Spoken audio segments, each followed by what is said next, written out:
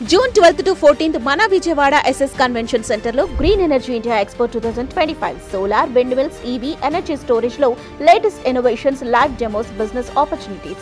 Clean world patla passion ఉన్న వాళ్ళందరూ Green Energy India Expo.biz లో రిజిస్టర్ చేసుకోండి.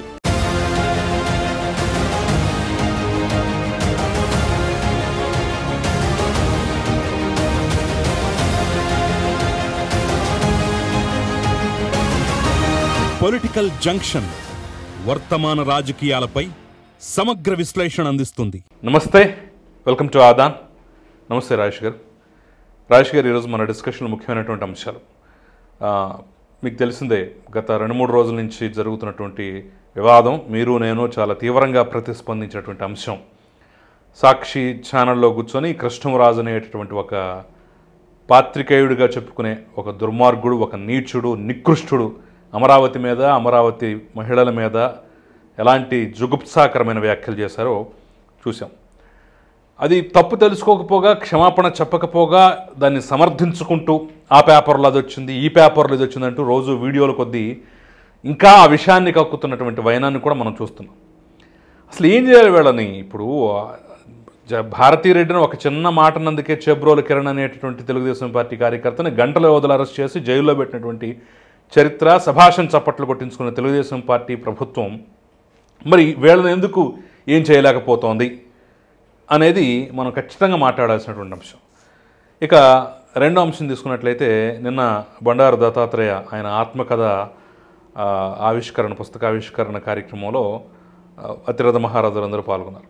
ఆ నేపథ్యంలోనే దానికి సంబంధించినటువంటి అంశంలో కోమటిరెడ్డి చేసినటువంటి వ్యాఖ్యలు, మంత్రి కోమటిరెడ్డి చేసినటువంటి వ్యాఖ్యలు ఆసక్తికరంగా ఉన్నాయి. హైదరాబాద్ను చూసినా సరే, హైటెక్ సిటీని చూసినా సరే, అభివృద్ధి చూసినా సరే చంద్రబాబు నాయుడు గుర్తొస్తాడు అంటూ సాక్షాత్తు వాళ్ళ ముఖ్యమంత్రి, ఆ పక్కనున్న మాజీ ఉపరాష్ట్రపతి, మాజీ రాష్ట్రపతి వంటి వాళ్ళు వీళ్ళందరి సమక్షంలో చేసినటువంటి వ్యాఖ్యలు అయితే ఆసక్తికరంగా ఉన్నాయి.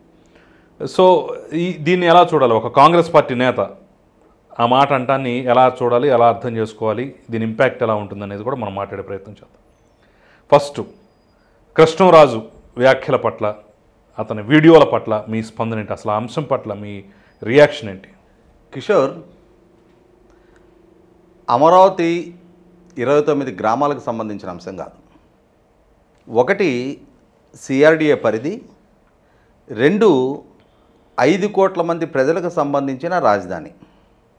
అమరావతి ఒక సక్సెస్ఫుల్ ప్రాజెక్ట్ అయితే, ఒక సమగ్ర నగర నిర్మాణం జరిగి సంపద సృష్టికారకంగా ఉపాధి కల్పన కల్పించగలిగే అవకాశాలు ఉన్న నగరంగా రూపాంతరం చెందితే దాని ఫలాలు 5 కోట్ల మంది ప్రజలకు దక్కుతాయి.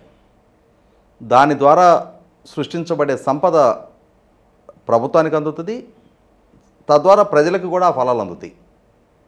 అటువంటి 5 కోట్ల మంది భవిష్యత్తుతో ముడిపడి ఉన్న అమరావతి గురించి గత దశాబ్ద కాలంగా జరుగుతూ ఉన్న అమరావతిలో రాజధాని నిర్మాణం జరగాలి అంటే, విభజన జరిగిన రాష్ట్రానికి ఒక రాజధాని నిర్మాణం జరగాలి, ఆ రాజధానికి పలానా ప్రాంతం అని ఐడెంటిఫై చేసి దానికి అమరావతి అని నామకరణం చేసి శంకుస్థాపన చేసి నిర్మాణానికి పూనుకున్న నాటి నుంచి కూడా రకరకాల వివాదాలు, రకరకాల విద్వేషాలు, రకరకాల విమర్శలు, నిందలు, ఇలా ఏదో ఒక అంశంతో అమరావతిని గాయపరిచే ప్రయత్నం చేస్తూ వచ్చారు. తాత్కాలికంగా అమరావతిని స్తంభింపజేశారు. కానీ అంతిమంగా ప్రజల తీర్పు అమరావతి నిర్మాణానికి అనుకూలంగా వచ్చిన నేపథ్యంలో మళ్ళీ తిరిగి అమరావతి నిర్మాణం పురుడు పోసుకుంది. ఇవాళ అటువంటి అమరావతి మీద, అమరావతి ప్రజల మీద, అమరావతి ప్రాంతం మీద, ఆ ప్రాంతం విస్తరించున్న ఇరుగు పొరుగు జిల్లాల మీద అత్యంత జుగుసాకరమైన విమర్శలకి కృష్ణరాజు అని చెప్పనే, వివిఆర్ కృష్ణరాజు అనే సీనియర్ జర్నలిస్టుగా చలామణవుతున్న అతను సాక్షి డిబేట్లో ఏం వ్యాఖ్యలు చేశాడనేది మనందరం వినున్నాం.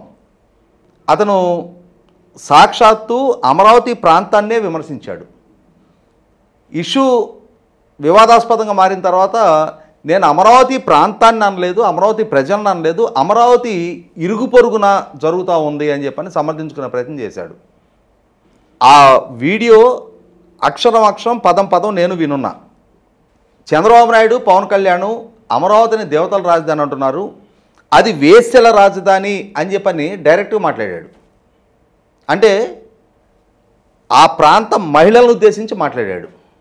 తర్వాత దాన్ని సమర్థించుకునే ప్రయత్నం చేస్తూ నేను అమరావతిని అనలేదు, అమరావతి చుట్టుపక్కల ప్రాంతాల్లో వ్యభిచారం జరుగుతున్నట్టుగా, హయ్యెస్ట్ నెంబర్ ఆఫ్ ఎయిడ్స్ పేషెంట్లు ఉన్నట్టుగా, హయ్యెస్ట్ నెంబర్ ఆఫ్ సెక్స్ వర్కర్లు ఉన్నట్టుగా జాతీయ గణాంకాలు చెప్తా ఉన్నాయి. అదే సందర్భంలో 150 NGOలు అక్కడ వర్క్ చేస్తున్నాయి అని చెప్పని సమర్థించుకునే ప్రయత్నం చేశాం. ఇక్కడ తెగేదాకా లాగితే అంతిమంగా ఏం జరుగుతుందనే అవగాహన లేని వయసులో ఉన్నాడు కాదు. అయినా సరే తన వర్షన్నే సమర్థించుకుంటా ఈరోజు మళ్ళీ ఇంకొక వీడియో కూడా రిలీజ్ చేశాడు. కానీ ఇందులో ఏది వాస్తవం కాదు కదా, అతను చెప్పిన నంబర్లలో ఏది అసలు లేదు కదా అక్కడ. నేను అదే చెప్తున్నా. ఈరోజు మళ్ళీ మరొకసారి ఇంకొక వీడియో రిలీజ్ చేశాడు. ఆ రిలీజ్ చేసిన వీడియోలో కూడా ఏమని చెప్తా ఉంటాడు, అమరావతి ప్రాంతంలో నేను పర్టికులర్గా ఒక 4 పాకెట్స్గా ఆ 29 గ్రామాల పరిధిలో ఉన్న ప్రజలను విమర్శ చేయలేదు. నా దగ్గర ఇదిగోండి హన్స్ ఇండియాలో ఉన్న వార్త చూడండి, సాక్షిలో వచ్చిన వార్త చూడండి, డెక్కన్ క్రానికల్లో వచ్చిన వార్త చూడండి, రాజధాని పరిధిలో సెక్స్ రాకెట్ బరస్ట్ అయింది అని చెప్పని వార్త వచ్చింది, 3 అరెస్ట్ అయ్యారని వార్త వచ్చింది, ఈ విజయవాడకు సంబంధించిన యువతులు వ్యభిచారం చేస్తూ పంచాయతీరాజ్ గెస్ట్ హౌస్లో పట్టుబడ్డారని చెప్పిన వార్త వచ్చింది. ఈ వార్తలు లేని ప్రాంతం ఏది? అదే కదా. ఇవాళ చిన్న చిన్న చెప్తుంది ఏంటి, 1,33,000 మంది ఈ రాష్ట్రంలో వ్యభిచార వృత్తిలో ఉన్నారు అని చెప్తున్నాడు. 2024లో జాతీయ సర్వే గణాంకాల ప్రకారం 1,33,000 మంది ఈ రాష్ట్రంలో సెక్స్ వర్కర్లు ఉన్నారు అని చెప్తున్నాడు. అంటే 5 కోట్ల మంది పైగా ఉన్న జనాభాలో 1,33,000 మంది ఉన్నారని చెప్తున్నాడు. అంటే ప్రతి 500 మందికి ఒకరిని సెక్స్ వర్కర్గా అతను చిత్రీకరిస్తూ ఉన్నాడు. ఇవాళ అతని వర్షనే తీసుకుందాం మనం. అతను రాజధాని ప్రాంతంలో సో గెస్ట్ హౌస్లో ప్రాస్టిట్యూషన్కి పాల్పడుతూ యువతులు అరెస్ట్ అయ్యారు అంటున్నాడు. యువతులే అరెస్ట్ అయ్యారా? ఎవరితో చేశారు వాళ్ళు ప్రాస్టిట్యూషను? యువకులు, విటులు, వాళ్ళ ప్రస్తావన ఎందుకు రావట్లా? వ్యభిచారం అనేది పురుషుడు స్త్రీ ఇద్దరు కలిస్తే జరుగుద్ది. మరి వేశ్యలు అని మహిళల్ని ఎందుకు ప్రస్తావించావు నువ్వు? హయ్యెస్ట్ నెంబర్ ఆఫ్ ఎయిడ్స్ పేషెంట్లు ఉన్నారు అంటున్నావు, అది ఉన్నారా లేదా తర్వాత సంగతి వదిలిపెట్టేద్దాం. అంటే నువ్వేం మాట్లాడుతున్నావు? ఒక ప్రాంతం మొత్తాన్ని అవమానిస్తున్నావు. ఇక్కడ మహిళలకు ఒక్కళ్ళనే ప్రస్తావించటంలా వేశ్యలని మహిళల్ని ప్రస్తావిస్తున్నావు. హయ్యెస్ట్ నెంబర్ ఆఫ్ ఎయిడ్స్ పేషెంట్లు ఉన్నారు అంటున్నావు. నీ దగ్గర ఉన్న అధికారిక గణాంకాలు ఏంటి? ఇక్కడ ముంబై ఉంది, మనకందరికీ తెలుసు. ముంబై నగరంలో Kamatipura area red light area అంటారు. మరి ముంబైని ఫైనాన్షియల్ క్యాపిటల్ ఆఫ్ ఇండియా అనకుండా ఉంటున్నారా? ముంబై మహారాష్ట్రకి రాజధాని కాకుండా ఉందా? ముంబైలో రెడ్ లైట్ ఏరియా ఉంది కాబట్టి ముంబై రాజధాని ఎలా అవుతుంది? అది వేశ్యల రాజధాని అనగడిగే ధైర్యం ఈ సోకాల్డ్ ఈ కృష్ణరాజుకు ఉందా? శివసేనాళ్ళు కత్తికొక కండ కోసుకెళ్తారు. మనలాగా సహనంగా ఫేస్బుక్ పోస్టులకు పరిమితమై ఖండనలు జరగవు మన దగ్గర అవే జరుగుతూ ఉన్నాయి. మామూలు ఇంకొక ప్రాంతంలో ఇంకొక ప్రజలు కనుక అయ్యి ఉన్నట్టయితే, ఇదే విధమైన వ్యాఖ్యలకు కనుక పాల్పడి ఉన్నట్టయితే, ఆ ప్రాంతాన్ని అవమానించి ఉన్నట్టయితే, అక్కడ ప్రజల మనోభావాలను కనుక గాయపరిచి ఉన్నట్టయితే ఈ పాటికి కుక్కను కొట్టినట్టు కొట్టి రోడ్డు మీద ఊరేగించేవాళ్ళు.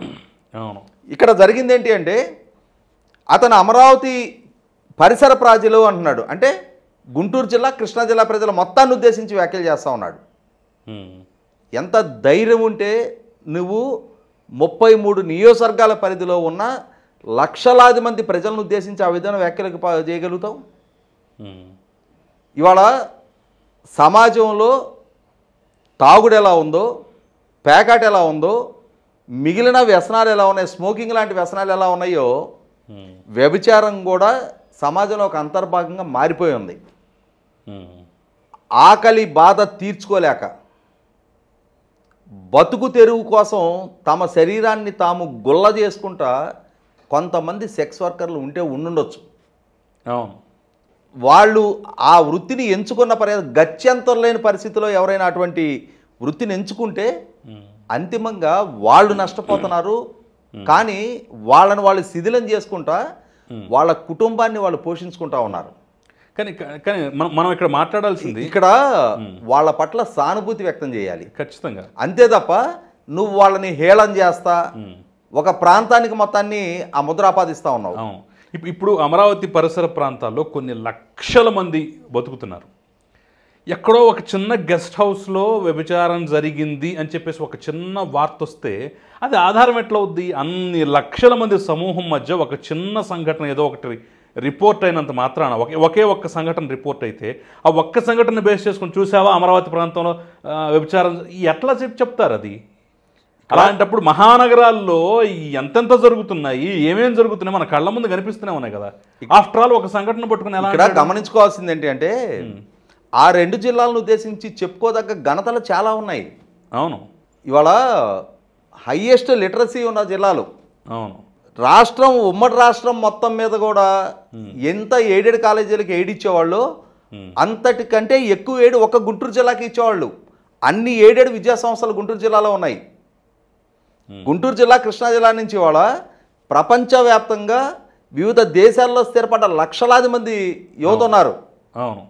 ఇవాళ ఎంటర్ప్రెన్యూర్సు, కళాకారులు, కవులు, సామాజిక చైతన్యానికి కారకులైన వాళ్ళు, ఉద్యమకారులు, సంస్కరణవాదులు ఎంతమంది పుట్టి పెరిగిన గడ్డది. ప్రపంచ రైతు సమాఖ్యకు అధ్యక్షుడిగా వ్యవహరించిన ఎన్జి రంగా గారు పుట్టిన గడ్డది. ఎప్పుడో 1920 దశకాల్లోనే బ్రిటిష్ వెళ్ళి బారిస్టర్ లా చేసిన ఉన్నత విద్యావంతులు పుట్టిన ప్రాంతం అది. పుచ్చలపల్లి సుందరయ్య గారు లాంటి ఆదర్శవంతుడిని నెల్లూరు జిల్లాలో పుట్టిన ఆయన్ని కృష్ణా జిల్లాలో ఆదరించారు. పి శివశంకర్ గారు లాంటి వాడిని తెనాలి ప్రాంతంలో ఎన్నికల్లో గెలిపించారు. అక్కడ సిద్ధాంత బలానికి విలువిచ్చారు. గుడివాడ ప్రాంతానికి సంబంధించిన త్రిపురనేని రామస్వామి సోదరు గారు తెనాలి మున్సిపల్ చైర్మన్ కాగలిగారు. అక్కడ వ్యక్తులకు విలువిచ్చారు, వాళ్ళ సిద్ధాంతానికి విలువిచ్చారు, వాళ్ళు పాటించిన విలువలని సమాజం పాటించింది, ఆచరించింది. చల్లపల్లి రాజా గారు ఆయన కమ్మ సామాజిక వర్గీయుడే. ఆయన దగ్గర ఉన్న మిగులు భూములు సామాన్య రైతులకు పంచాలి అని చెప్పని ఉద్యమం చేసింది కూడా కమ్యూనిస్ట్ పార్టీలో ఉన్న కమ్మ నాయకులే. అంటే అక్కడ కులాలకు విలువ ఇవ్వాల, ప్రాంతాలకు విలువ ఇవ్వాల, సిద్ధాంతానికి విలువిచ్చారు. ఆ సిద్ధాంతాలకు విలువిచ్చి దశాబ్దాల పాటు ఆ విలువలు పాటిస్తూ వచ్చిన ప్రాంతం అది. మహిళా విద్యకు ప్రాధాన్యత ఇచ్చారు, వితంతు పునర్వివాహాలకు ప్రాధాన్యత ఇచ్చారు. నీకు అటువంటి ప్రాంతాన్ని ఉద్దేశించి నువ్వు ఏం వ్యాఖ్యలు చేస్తా ఉన్నావు? నీకు అంట్రాంతనాన్ని ఎప్పుడో దశాబ్దాల పూర్వమే నిర్మూలించిన ప్రాంతం అది. అవును. నీకు ఏ ప్రాంతాలను ఉద్దేశించి ఏం మాట్లాడుతున్నాడనే కనీసపు సంస్కారం లేకుండా ఆ విధంగా వ్యాఖ్యలు చేస్తూ ఉన్నప్పుడు ప్రభుత్వ పరంగా ఇవాళ పోలీస్ డిపార్ట్మెంట్ ఏ విధంగా స్పందిస్తుంది, మహిళా కమిషన్ ఏ విధంగా స్పందిస్తుంది, లేదు తెలుగుదేశం పార్టీ పార్లమెంటరీ పార్టీ నాయకులు లావు కృష్ణదేవరాయలు గారు జాతీయ మహిళా కమిషన్కి, జాతీయ మానవ హక్కుల కమిషన్కి, ప్రెస్ కౌన్సిల్కి ఇచ్చిన ఫిర్యాదుల మేరకు వాళ్ళే విధంగా స్పందిస్తారు. ఎందుకంటే ఇటువంటి వాచాలతో ఉన్న వాళ్ళని, హిడెన్ ఎజెండాతో ప్రాంతాలను అవమానిస్తున్న వాళ్ళని పెంచి పోషిస్తున్న సాక్షి మీడియా జగన్మోహన్ రెడ్డి గారు. జగన్మోహన్ రెడ్డి గారు పొలిటికల్ ఎజెండాలో భాగంగా ఈ విధంగా వ్యాఖ్యలు చేస్తున్నారు. ఇందాక సెకండ్ వీడియో చేశాడు అతను. ఆ వీడియోలో ఏమేమి చూపిస్తున్నాడు? సాక్షి పేపర్లో వచ్చిన వార్తల్ని, డెక్కన్ క్రానికల్లో వచ్చిన, అంటే సాక్షికి నెంబర్ 2గా చలామణవుతున్న పేపర్లు ఇవన్నీ కూడా, వాటిని చూపించి ప్రాంతాలను అవమానిస్తూ ఉన్నాడు. చాలా చిన్న చిన్న అంశాలని మ్యాగ్నిఫై చేసి ఒక ప్రాంత ఇంటెగ్రిటీని అతను ప్రశ్నిస్తూ ఉన్నాడు. నా ఉద్దేశం అయితే ఆ 2 జిల్లాల ప్రజలు మొట్టమొదటి చైతన్యవంతులు కండి. రాజకీయపరమైన విద్వేషాల కోసం ప్రాంతాలను అవమానిస్తూ ఉన్నప్పుడు, ప్రజలను అవమానిస్తూ ఉన్నప్పుడు, మహిళలను అవమానిస్తూ ఉన్నప్పుడు ప్రజలుగా మీరు తిరుగుబాటు చేయండి. ప్రభుత్వ పరంగా ఏం చర్యలు తీసుకుంటారో తర్వాత సంగతి. మొట్టమొదట ప్రాంతం మీద ఈ విధమైన విద్వేషానికి పాల్పడుతున్న జగన్మోహన్ రెడ్డి లాంటి వాళ్ళకి చట్టం అంటే వాళ్ళకి భయం లేదు, భక్తి లేదు. చట్టం మమ్మల్ని ఏం చెయ్యలేదనే బరితెగింపుతో వాళ్ళు చలామణవుతూ ఉన్నారు. ఆ చలామణి అవుతున్నారు కాబట్టి జగన్మోహన్ రెడ్డి లాంటి బరితెగింపు కలిగిన నాయకుడు మాకు అండగా ఉన్నాడని చెప్పని ఇటువంటి వాళ్ళు ఈ విధంగా చెలరేగిపోతూ ఉన్నారు. అటువంటప్పుడు భయం అంటే ఏంటో తెలియజేయాల్సిన బాధ్యత ప్రజలది. ఖచ్చితంగా ప్రజలు గనక తిరుగుబాటు చేయటం మొదలు పెడితే ఎవరికి ఏం కొమ్ములు లేవు. ఇవాళ చాలామంది నియంతలని చాలా ఏకఛత్రాధిపత్యంతో పరిపాలన చేసిన ప్రభువులు కూడా కలుగుల్లో దక్కున వాళ్ళని చూసాం, దేశాలు వదిలిపెట్టి పారిపోయిన వాళ్ళని చూసాం, ప్యాలెస్లు వదిలి పారిపోయిన వాళ్ళని చూసాం. మన చుట్టుపక్కల చాలా సంఘటనలు జరిగాయి. అంతకన్నా జగన్మోహన్ రెడ్డికి ఏం కొమ్ములు లేవు. ఇవాళ జగన్మోహన్ రెడ్డి టార్గెటెడ్గా ఒక ప్రాంతాన్ని అవమానింపజేస్తూ ఉన్నప్పుడు, ఈ విధమైన అవమానానికి తన వేదిక కారణమై ఉన్నప్పుడు, తాను మనస్ఫూర్తిగా నా వల్ల తప్పు జరిగింది అని అడ్మిట్ అవడానికి కూడా అతనికి ఫాల్స్ ఈగో అయి ఉన్నప్పుడు, మా ప్రతిఘటన ఇది అని చెప్పని అతనికి తెలియజెప్పాల్సిన బాధ్యత కూడా అక్కడ ప్రజల మీదే ఉంది. ఖచ్చితంగా రాజకీయంగా చైతన్యవంతులైన ప్రాంతం, లిటరసీ పరంగా ఇవాళ ఒక ట్రెండ్ సెట్టర్గా ఉన్న ప్రాంతం, అక్కడ ప్రజలని ఈ విధమైన వ్యక్తిత్వానికి పాల్పడుతున్నప్పుడు వెనకటి పోరాట స్ఫూర్తి ఒక్కసారి గుర్తు చేసుకోండి. ఎన్నెన్ని ప్రభుత్వాలకు వ్యతిరేకంగా బ్రిటిష్ కాలం నుంచి ఏ ఏ పోరాటాలకి పురిటిగడ్డలు ఆ ప్రాంతాలైనవి ఒకసారి గుర్తు చేసుకోండి. అంతే తప్ప ప్రభుత్వమే పరిష్కరించాలి, ప్రభుత్వమే చట్టపరంగా ప్రొసీడ్ అవ్వాలి, ప్రభుత్వ చట్టపరంగా ప్రొసీడ్ అవడానికి వాళ్ళకు ఉండే ప్రొసీజరల్ ల్యాప్సెస్ కారణంగా టైం బీయింగ్ వ్యవహారాలు జరుగుతూ ఉంటాయి. వాటిని చూసే ఈ విధంగా వ్యవహరించే వాళ్ళు కూడా ఈ కేసులు పెట్టుకున్న ఈ కేసులు ఎప్పటికీ పరిష్కారం అవుతాయి అని చెప్పని ఒక రకమైన బరితెగింపుతోటి మొండి ధైర్యంతో వాళ్ళు పనిచేస్తూ ఉన్నారు.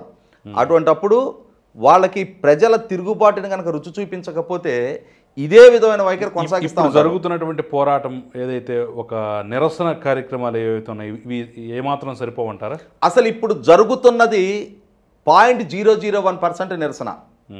ఎందుకంటే కొద్ది మంది 29 గ్రామాల అమరావతి రైతులు మాత్రమే ఎందుకు స్పందించాలి? ఇవాళ వాళ్ళు భూములు ఇచ్చారు, వాళ్ళు గత ప్రభుత్వంతో ఎన్ని రకాల వేధింపులకు గురి కావాలో అన్ని రకాల వేధింపులకు గురయ్యారు. ఈ రోజుకి వాళ్లే ఎందుకు స్పందించాలి? వాళ్లే ఎందుకు పోరాటాల్లో భాగస్వాములు కావాలి? వాళ్ళు మాత్రమే ఎందుకు కేసులు ఫైల్ చేయాలి? వాళ్ళు మాత్రమే మహిళా కమిషన్కి ఎందుకు ఫిర్యాదులు చేయాలి? ఇది 2 జిల్లాల సమస్య, 5 కోట్ల మంది ప్రజల భవిష్యత్తుతో ముడిపడ్డ అంశం ఇది. ఈ 2 జిల్లాల ప్రజలు ఎందుకు స్వచ్ఛందంగా ముందుకొచ్చి ఇది మా ఇంటెగ్రిటీ సమస్య, మా వ్యక్తిత్వాన్ని పాల్పడుతూ ఉన్నారు, మా ఇంటి ఆడబిడ్డలను అవమానిస్తూ ఉన్నారు, ఇక్కడ ఆడబిడ్డలనే కాదు పురుషులను కూడా కలిపి అవమానిస్తూ ఉన్నారు. ఎందుకంటే ఎయిడ్స్ పేషెంట్లు ఉన్నారు అని అంటున్నాడు. అంటే అక్కడ అసలు ఎయిడ్స్ పేషెంట్లని సమాజంలో వివక్షగా ప్రదర్శించొద్దు అని చెప్తా ఉన్నారు. వాళ్ళని కూడా సాధారణ పౌరుల్లాగానే ట్రీట్ చేయమని చెప్తా ఉన్నారు. వాళ్ళ విషయంలో డిస్టెన్స్ మెయింటైన్ చేయొద్దు అని చెప్తున్నారు.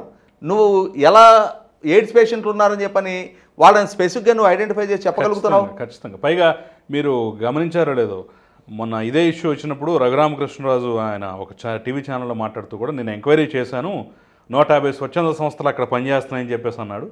అసలు ఆంధ్రప్రదేశ్ మొత్తం మీద కూడా అన్ని స్వచ్ఛంద సంస్థలు లేవు. మహా అయితే జిల్లాకి 4-5 హార్డ్లీ 5 స్వచ్ఛంద సంస్థలు మాత్రమే ప్రతి జిల్లాలో ఉన్నాయి తప్ప అంతకుమించి ఒక్కడు కూడా ఎక్స్ట్రా లేదు. ఇతను ఇంత అబద్ధాలకు ప్రచారం చేస్తున్నాడని చెప్పేసి ఆయన ఎంక్వైరీ చేసే ఆధారాలతో సహా బయటపెట్టాడు. 13 జిల్లాల ఉమ్మడి రాష్ట్రం, 26 జిల్లాల కొత్త జిల్లాల రాష్ట్రంలో మొత్తంగా 109 స్వచ్ఛంద సంస్థలు ఉన్నాయి. అటువంటిది ఈ ప్రాంతంలో పర్టికులర్గా జిల్లాకు 5 సంస్థలు పనిచేస్తూ ఉన్నాయి.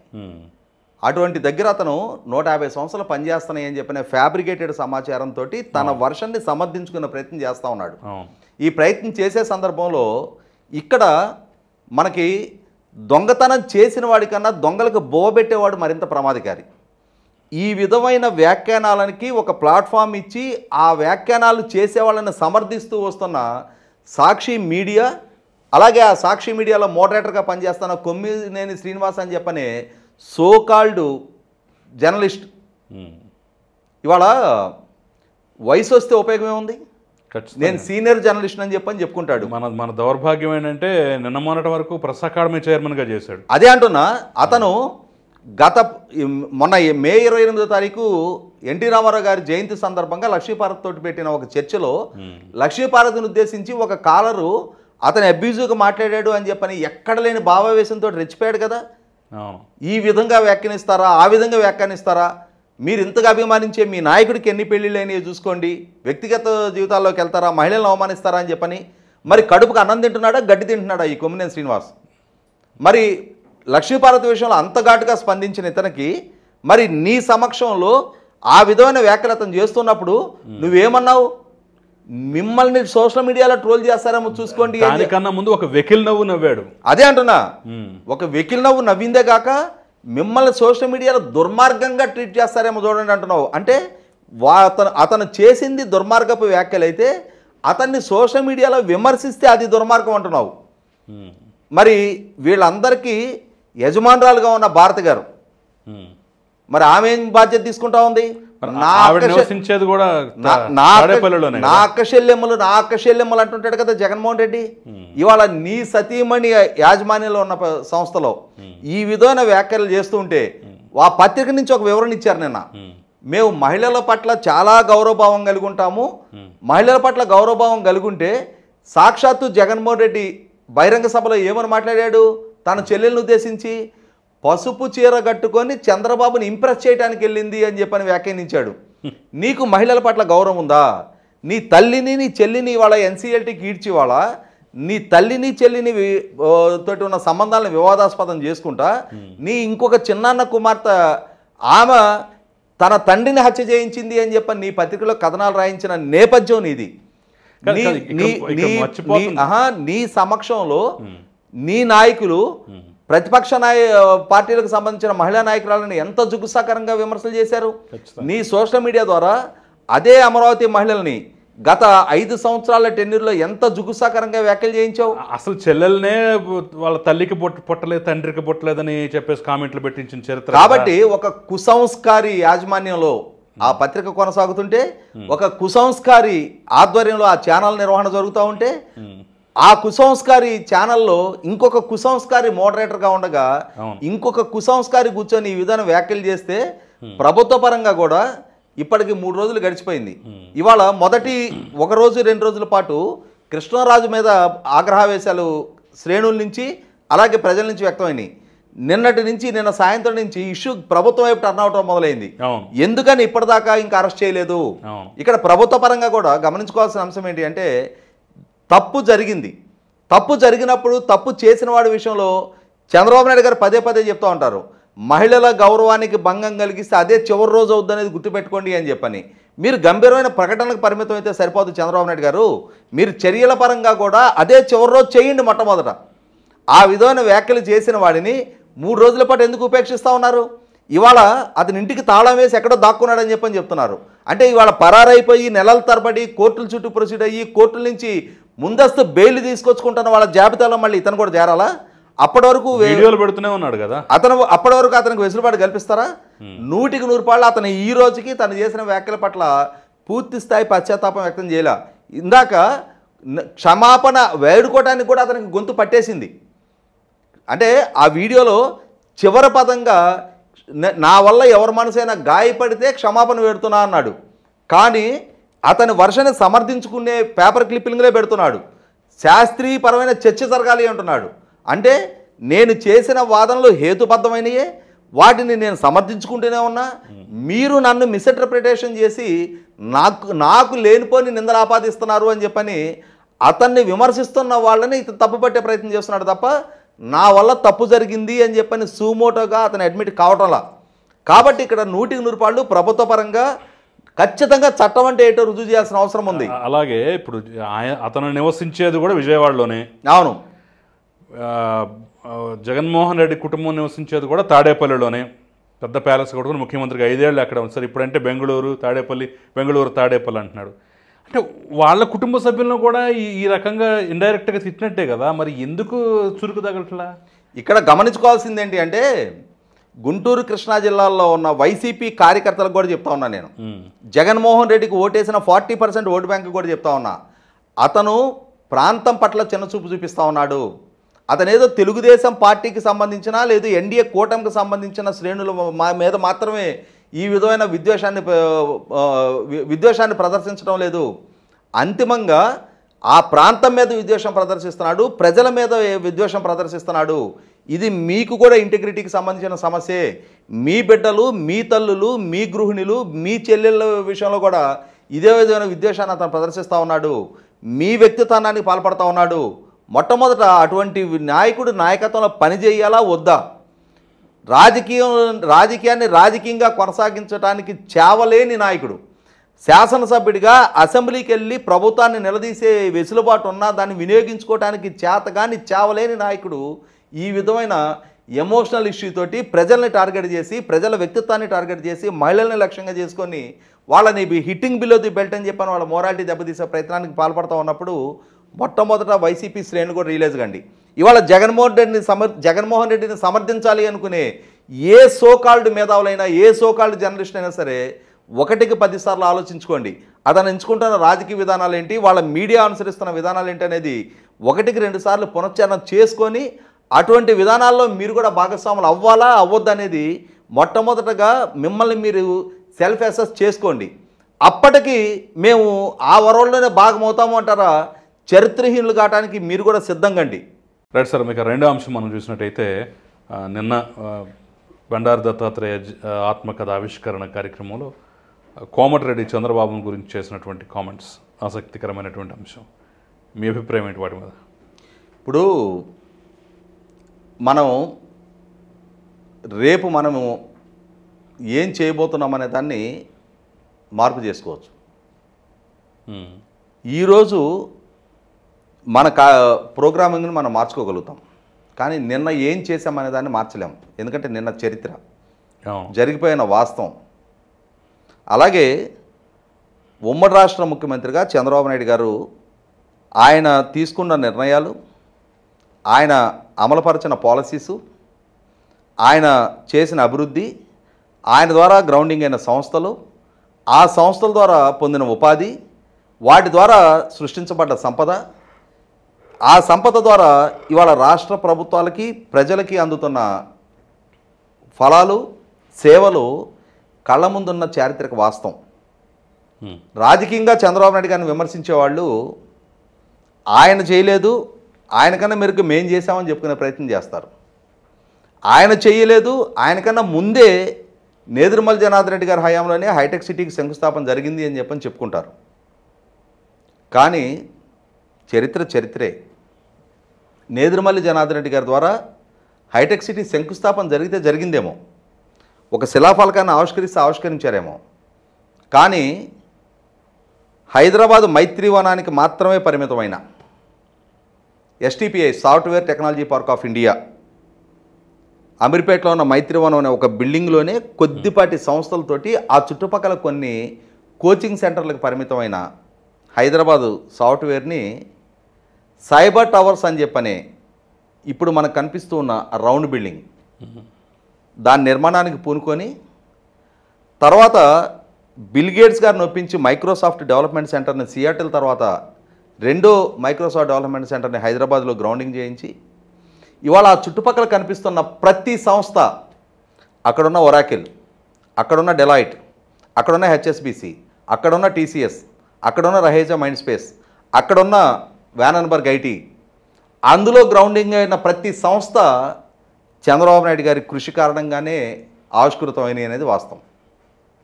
ఇవాళ హైదరాబాద్ సిటీ సివిక్ కమ్యూనిటీస్ పరంగా చూసుకుంటే నాగార్జున సాగర్ నుంచి కృష్ణా డ్రింకింగ్ వాటర్, మంజీరా, అలాగే అంటే మంజీరా రిజర్వాయర్ నుంచి వచ్చే ఉస్మాన్ సాగర్, హిమాయత్ సాగర్లకు మాత్రమే పరిమితమైన ఒకనాటి హైదరాబాద్ తాగునీటి అవసరాలను తీర్చే రిజర్వాయర్లో హైదరాబాద్ నగర అవసరాలను తీర్చలేని పరిస్థితుల్లో నాగార్జున సాగర్ నుంచి కృష్ణా వాటర్ని హైదరాబాద్కి తీసుకొచ్చింది చంద్రబాబు నాయుడు గారు. ఇవాళ మన కళ్ళ ముందు కనిపిస్తున్న పబ్లిక్ ట్రాన్స్పోర్ట్, మెట్రో, MMTS, అలాగే మనకు కనిపిస్తున్న పార్కులు, Jalagam Venkatarao park, KBR national park, Krishnakanth park, sports complexes, Gachibowli sports complex, Pullela Gopichand badminton academy, Kotla Vijaya Bhaskar Reddy stadium, Saroor Nagar stadium, ఇక విద్యా సంస్థలు national academy of construction, national institute of fashion technology, Maulana Azad Urdu university, NALSAR, ఇట్లా IIIT business school, Indian school of business, ఇట్లా ఎన్ని విద్యా సంస్థలు ఆయన చొరవతో గ్రౌండింగ్ అయినాయి అనేది మనకు తెలుసు. ఇవాళ హైదరాబాద్ నగరానికి మొట్టమొదట ప్రసాద్ ఐమాక్స్ ఆయన హయాంలోనే గ్రౌండింగ్ అయింది. ఇట్లా ఒక 100 చెప్పుకుంటే వెళ్ళొచ్చు. ఇవాళ outer ring road concept line అయినా ఆయన హయాంలోనే, ఇంటర్నేషనల్ ఎయిర్పోర్ట్ కాన్సెప్టలైజ్ అయిన ఆయన హయాంలోనే. ఇక్కడ ఒక చెప్పుకోదగ్గ అంశం ఏంటి అంటే ఆయన ఫుట్ ప్రింట్స్ని తర్వాత ప్రభుత్వాలు కూడా అనుసరించినాయి. అవును. ఆంధ్రప్రదేశ్ రాష్ట్రంలో జగన్మోహన్ రెడ్డి చేసిన విధ్వంసం తెలంగాణ హైదరాబాద్ నగరంలో జరగల. తర్వాత వచ్చిన రాజశేఖర రెడ్డి గారి ప్రభుత్వం కానీ, కిరణ్ కుమార్ రెడ్డి గారి ప్రభుత్వం కానీ, రోసే గారి ప్రభుత్వం కానీ, కేసీఆర్ గారి ప్రభుత్వం కానీ, ఇవాళ రేవంత్ రెడ్డి గారు కానీ ఆ అభివృద్ధిని మరింత విస్తృతపరిచారు. ఆ రోజు చంద్రబాబు నాయుడు గారు వేసిన బీజాలు ఇవాళ వృక్షాలుగా, మహావృక్షాలుగా రూపాంతరం చెందుతున్న క్రమంలో మరింతగా తర్వాత ప్రభుత్వాలు కూడా విస్తరించుకుంటూ వెళ్ళినాయి. ఇటువంటి నేపథ్యంలో చంద్రబాబు నాయుడు గారి పాలనాపరమైన నిర్ణయాలు కూడా ఇవాళ పౌర సేవల్ని ప్రజలకు అందుబాటులోకి తీసుకొచ్చే ఈ సేవా కేంద్రాలు, రైతు బజార్లు, ఇవాళ ప్రభుత్వ కార్యాలయాల డిజిటలైజేషన్, అన్నిటికన్నా ముఖ్యంగా పౌర సేవలు పొందటం ప్రజల హక్కు అని చెప్పని ప్రభుత్వ కార్యాలయాల్లో సిటిజన్ చార్టర్ మెయింటైన్ చేయటం, ఇవన్నీ అందుబాటులోకి తీసుకొచ్చింది చంద్రబాబు నాయుడు గారు. ఇవాళ విద్యా ఉద్యోగాల్లో మహిళలకు 33% రిజర్వేషన్ కల్పించటం, స్థానిక సంస్థల్లో 20% రిజర్వేషన్ని 33%కి పెంచటం, ఇవన్నీ చంద్రబాబు నాయుడు గారి హయాంలోనే సాధ్యపడ్డాయి. పాలనాపరంగా అద్భుతమైన సంస్కరణలకు ఆర్జుడైన చంద్రబాబు నాయుడు గారి గురించి అంటే రాజకీయ పరంగా విమర్శలు చేసుకోవాల్సి వచ్చినప్పుడు ఆయన ప్రపంచ బ్యాంకు జీతగాడనో, ఆయన అవినీతికి పాల్పడ్డాడనో, ఆయన తీసుకుంటున్న నిర్ణయాల్లో ఆయన స్వలాభాపేక్షతో చేసుకుంటున్నాడనో, ఆయన తన చుట్టూ ఉండే కొద్దిమంది వ్యాపారస్తులకి ప్రయోజనం కల్పించడం కోసం నిర్ణయాలు చేస్తున్నారనో, తాత్కాలిక రాజకీయ ప్రయోజనం కోసం కొన్ని విమర్శలు చేసేవాళ్ళు చేసినా కూడా వాళ్ళు ఒంటరిగా కూర్చొని ఆలోచించుకున్నప్పుడు చంద్రబాబు నాయుడు గారు తీసుకున్న నిర్ణయాలు ఏంటి, ఆయన పాలన ఏంటి, అవి సమాజం మీద చూపించిన మార్పు చేర్పులు ఏంటి అనేది చాలా స్పష్టంగా తెలుసు. ఎందుకంటే ఉమ్మడి రాష్ట్రానికి చంద్రబాబు నాయుడు గారు ముఖ్యమంత్రిగా బాధ్యతలు చేపట్టే నాటికి ఆ రోజు మొత్తం రాష్ట్రంలో 38 ఇంజనీరింగ్ కాలేజీలు ఉండేవి. వాటిని 1999లో ఆలపాటి రాజేంద్ర ప్రసాద్ గారు టెక్నికల్ ఎడ్యుకేషన్ మినిస్టర్గా ఉన్నప్పుడు ఒక్కసారిగా 350 ఇంజనీరింగ్ కాలేజీలకు పెంచారు. ఇవాళ ఇంజనీరింగ్ విద్యని సామాన్య రైతు కూలీ పిల్లల గడప దగ్గరికి చేర్చారు. అంతకుముందు ఇంజనీరింగ్ చదువు అంటే ఒక లగ్జరీ. అటువంటి స్థితి నుంచి వాళ్ళ తర్వాత రాజశేఖర రెడ్డి గారి హయాంలో మరింతగా పెంచారు. నేను చెప్తుంది అదే, ఏ ప్రభుత్వాలు కూడా ఈయన తీసుకున్న నిర్ణయాలని వాటిని విధ్వంసానికి పాల్పడాల, వాటిని మరింత విస్తృతపరుచుతూ వచ్చారు.